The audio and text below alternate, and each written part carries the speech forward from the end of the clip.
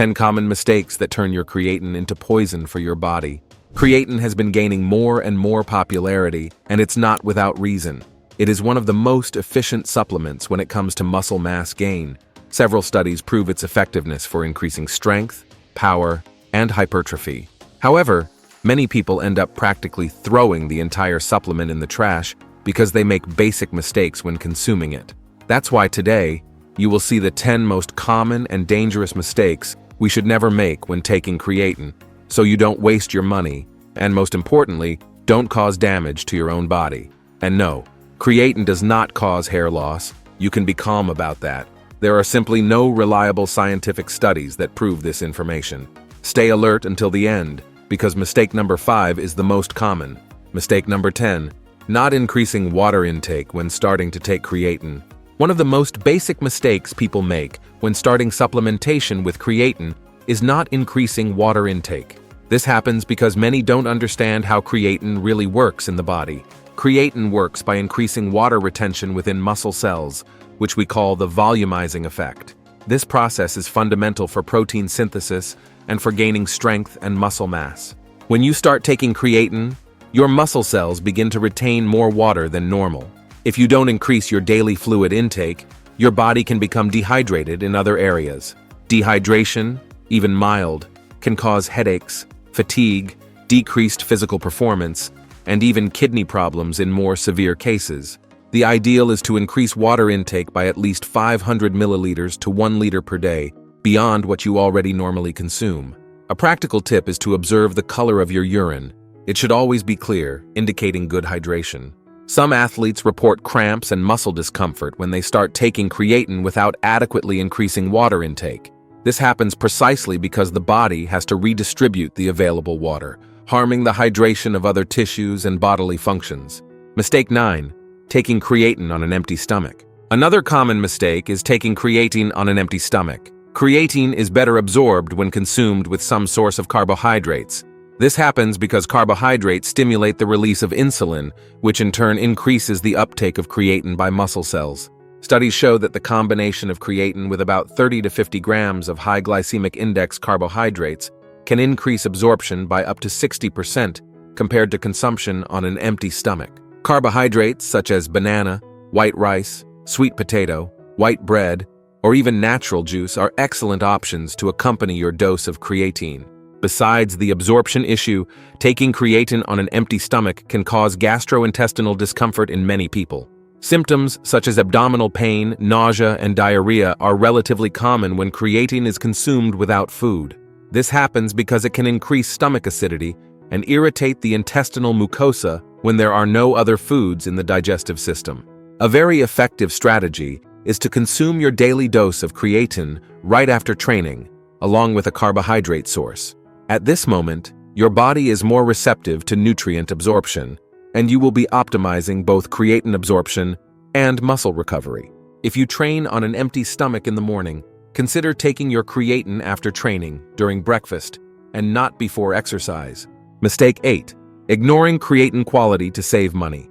In times of economic uncertainty, it's natural that many people try to save on everything, including supplements. However, when it comes to creatine, the cheap can turn out to be very expensive. The quality of this supplement varies enormously between brands, and opting for low-quality products can not only reduce effectiveness, but also bring health risks. High-quality creatine undergoes rigorous purity tests and contains at least 99.9% creatine monohydrate. The cheaper versions may contain contaminants, fillers, and even compounds potentially harmful to health. Some studies have already found traces of heavy metals and other impurities in creatines from unknown or very cheap brands. Low-quality creatines also tend to be less soluble, causing more gastrointestinal discomfort and being less efficient in absorption.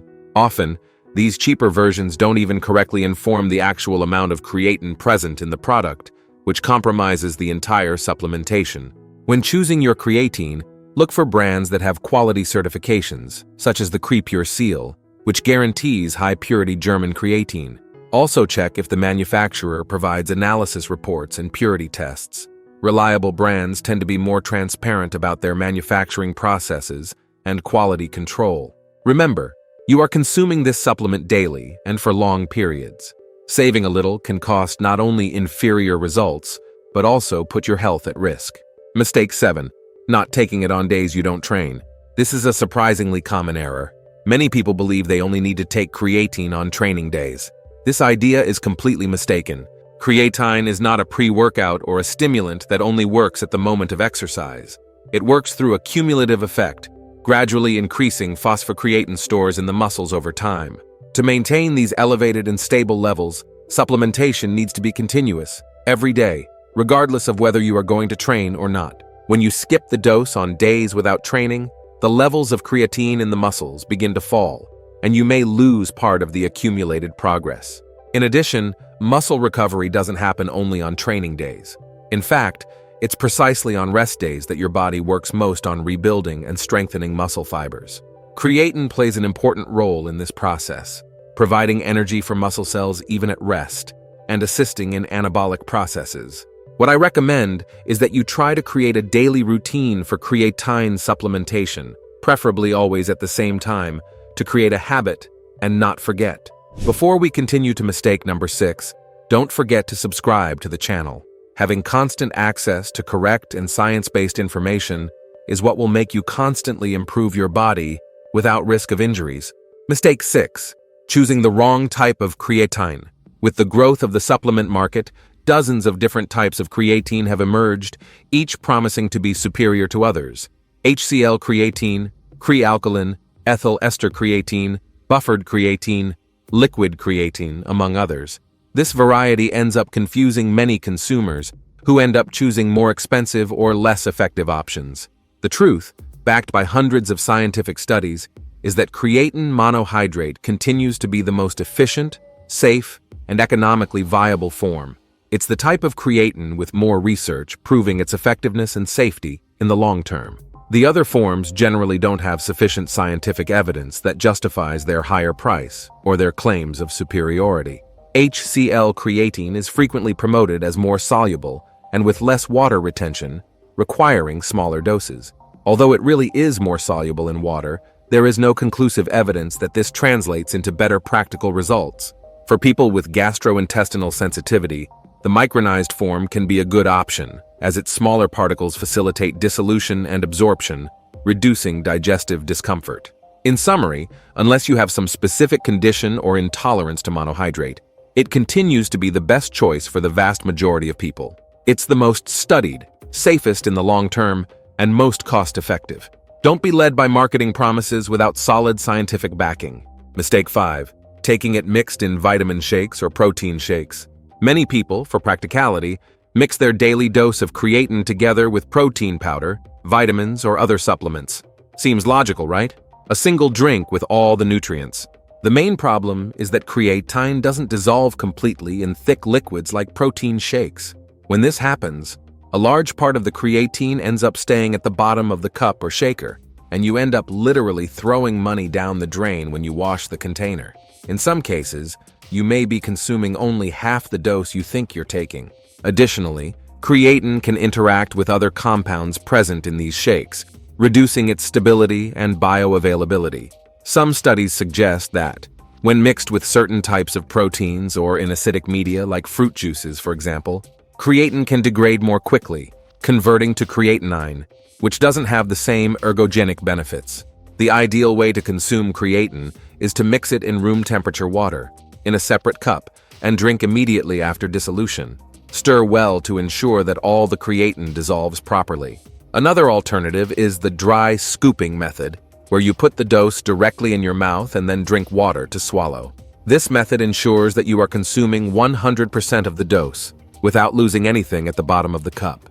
Mistake 4. Thinking you will have instant results.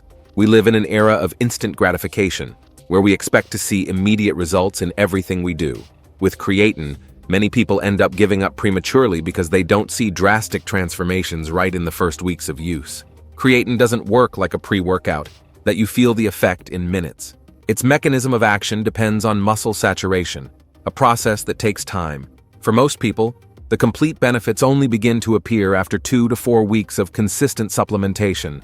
Some individuals, especially the so-called non-responders, people with less response to creatine, may take even longer to notice significant differences. The first signs that creatine is working are usually subtle. Perhaps you can do 1 or 2 more repetitions in an exercise, or feel less fatigued between sets. The initial weight gain, due to greater water retention in muscle cells, is also an indicator that the supplement is being effective, but this doesn't mean lean muscle mass gain yet. The real gains in strength and hypertrophy happen gradually, over months of consistent training with proper supplementation. Studies show that, after 8 to 12 weeks, the gains can be quite significant compared to placebo, but this process is progressive and requires patience. Mistake 3. Using the wrong dose. When it comes to creatine, many people think that, if a little is good, taking more must be better. Some come to consume 20 grams or more per day for prolonged periods, much beyond what is necessary. The problem is that once the muscles are saturated with creatine, the excess will simply be eliminated by the body, resulting literally in money thrown in the toilet. There are 2 more efficient protocols, backed by research, which are: number 1, do the loading phase, and then maintenance phase. In this protocol, we basically start taking 20 grams per day, divided into 4 doses of 5 grams for 5 to 7 days, and then continue taking only 3 to 5 grams per day in a single dose, continuously. This phase accelerates muscle saturation, but is not strictly necessary. Number 2, start taking 3 to 5 grams daily right away, and muscle saturation will be achieved after approximately 3 to 4 weeks. The final results will be the same. It will just take a little longer to reach complete saturation.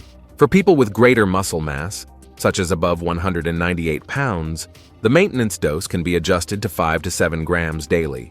For women or people with less muscle mass, 3 grams daily are usually sufficient. It's important to emphasize that extremely high doses for prolonged periods can overload the kidneys, especially in people with a predisposition to kidney problems.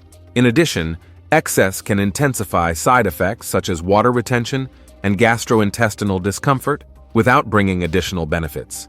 Mistake 2, not consulting a doctor before starting to take it. In the information age, many people start supplementation with creatine based only on advice from gym friends or fitness influencers, without consulting health professionals. Although creatine is considered one of the safest supplements available, there are situations where its use may be contraindicated or need monitoring. People with a history of kidney or liver problems should be especially cautious. Creatine is metabolized by the kidneys, and in cases of compromised kidney function, can increase the overload of these organs. Even though studies show that creatine is safe for healthy people, individuals with pre-existing conditions need personalized evaluation. Those with a history of kidney stones should also consult a doctor before starting supplementation, as there is a theoretical risk that creatine may exacerbate this condition in predisposed people, especially if there is not adequate hydration. Some medical conditions, such as neuromuscular diseases, may have specific protocols for supplementation with creatine, which only a specialist doctor can correctly recommend. Even apparently healthy people can have undiagnosed subclinical conditions that will only be detected in blood and urine tests. Therefore, the ideal is to perform basic tests before starting any supplementation, especially markers of kidney and liver function. A sports doctor, nutritionist, or nutrologist can not only assess the safety of supplementation for your specific case, but also help integrate creatine into a complete nutritional plan, enhancing your results. Remember, consultation with qualified professionals is an investment in your long-term health, not an unnecessary expense. Mistake 1, not monitoring side effects. The last mistake, but not least important, is ignoring the signals your body gives during supplementation with creatine. Many people simply start taking the supplement and don't pay attention to the body's reactions, missing opportunities to adjust the protocol to maximize benefits and minimize discomforts. Creatine is generally well tolerated by most people, but side effects can occur and vary individually. The most common include water retention, initial weight gain, gastrointestinal discomfort such as cramps, diarrhea or constipation, muscle cramps, and, in rare cases, headaches. Water retention is expected and part of creatine's mechanism of action. This effect is positive when it occurs within muscle cells, but can be uncomfortable if there is excessive subcutaneous retention. If you notice significant swelling, especially in the face or extremities, you may need to adjust the dose or hydration. Gastrointestinal problems usually indicate that you need to divide the daily dose into smaller portions. always take with food, or try a micronized form of creatine, which tends to be gentler for the digestive system. If you notice frequent cramps, this can be a sign of electrolyte imbalance, especially of magnesium, potassium, or sodium. Increasing water and electrolyte intake usually solves the problem. A good practice is to keep a simple diary in the first weeks of supplementation, noting how you feel, any side effects, your weight, and performance in workouts. This will help identify patterns and make necessary adjustments. It is also advisable to perform periodic blood tests, especially kidney markers such as creatinine and urea, to ensure that your body is handling long-term supplementation well. If you notice any severe or persistent side effect, don't hesitate to stop use and consult a health professional. Remember that, as safe as creatine is for the general population, each organism is unique and responds differently. Bonus: mixing with high doses of caffeine. A very common mistake among those who supplement with creatine is taking it along with pre-workouts loaded with caffeine, believing that this will enhance the results. In practice, high doses of caffeine, especially above 300 milligrams, can reduce the effects of creatine in some people. This happens because the two substances, despite being popular in the sports environment, can conflict in certain physiological aspects. Creatine helps improve muscle contraction, increase strength, and reduce fatigue. Caffeine in excess can cause tremors, increase stress in the nervous system, and interfere with fine muscle control, which can neutralize part of the benefits of creatine. In addition, both act on calcium within the muscle cell, and when consumed in large quantities simultaneously, can disrupt this process and hinder performance. If you use strong pre-workout, it's best to take creatine at another time of day, such as post-workout or at some meal. Now, if the caffeine dose is more moderate, below 200 milligrams, this negative effect tends to be negligible. If you liked it and also want to learn about mistakes that people make that cause them to catabolize and lose muscle mass, we left a video appearing right now on the screen showing and explaining each one of them better. Don't miss it because they are mistakes that more than 90% make and don't even know. Thank you for watching up to here, and may God continue to bless you, my friend.